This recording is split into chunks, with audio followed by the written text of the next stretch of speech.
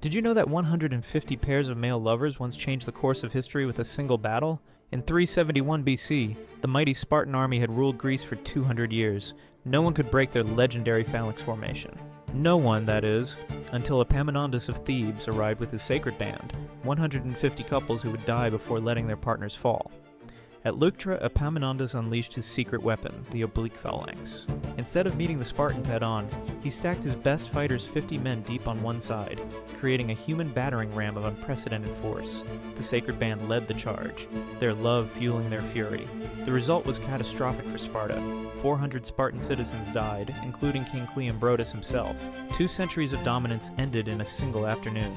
The Helot slaves were freed, and Thebes became Greece's new superpower. 4 years later, as Epaminondas lay dying at Mantinea, he smiled and declared that his 2 daughters, his victories at Leuctra and Mantinea, would make him immortal forever.